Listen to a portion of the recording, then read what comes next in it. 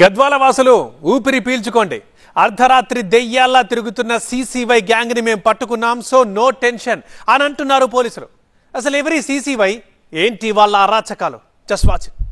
చిరుతలు మామూలు చిరుతలు కాదు, చింతలపేట చిరుతల యూత్ సీసీవై. అది వీళ్ళ లోగో అండ్ క్యాప్షన్. అయితే ఈ సీసీ అనే అక్షరాల వెనుకున్న అసలు మోటో ఏంటో తెలుసా? చంపు లేదా చావు.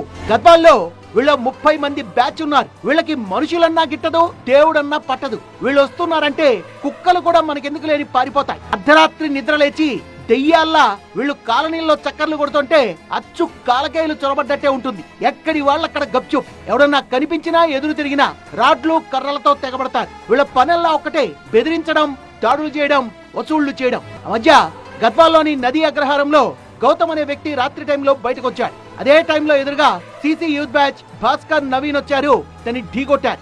మాట పెరగడంతో Bhaskar Naveen CC youth group లో పోస్ట్ చేశారు.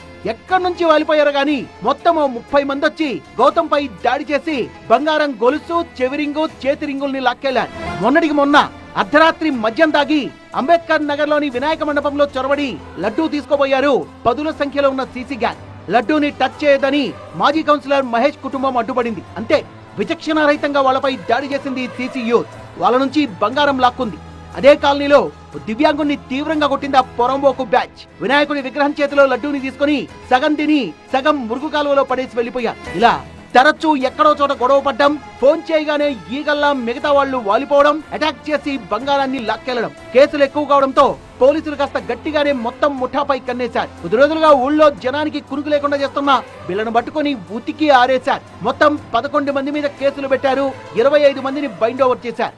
ఎవరైతే తప్పు చేశారో, ఎవరైతే కొట్టారో వాళ్ళపై safety atrocity and remaining proper section applicable చేసేసి వాళ్ళను 11 మందిని రిమాండ్ చేశాము. మిగిలిన వాళ్ళ మీద కూడా డీటెయిల్గా ఎంక్వైరీ జరుగుతుంది. Investigation is going on. ఒక గ్రూప్ మెయింటైన్ చేస్తారు కాబట్టి ఆ గ్రూప్ అడ్మిన్ దాదాపు ఒక 25 మందిని పిలిచి కౌన్సిలింగ్ చేశాము, బైండ్ ఓవర్ కూడా చేశాము. ఒకవేళ ఎలాంటి రెచ్చగొట్టే ఇష్యూస్ ఉన్నా కానీ ఆ గ్రూప్లో we should take definitely stringent action. Gadwal ప్రజలు ఊపిరి పీల్చుకోండి. ఇకపై ఎవడైనా సీసీ యూత్ అని లోగో పెట్టుకుని తిరిగినా, దాడులు వసూళ్లకు పాల్పడినా గప్చుప్ గా ఉండిపోకండి. నిస్సందేహంగా వెంటనే పోలీసులకు చెప్పండి. ఎందుకంటే ఈ 30 మంది జాతకం ఇప్పుడు ఖాకీల దగ్గరుంది. మీరిచ్చే ఒక్కో ఫిర్యాదు వాళ్ళ పాపాల్ని పెంచి పటాపంచలు చేస్తుంది.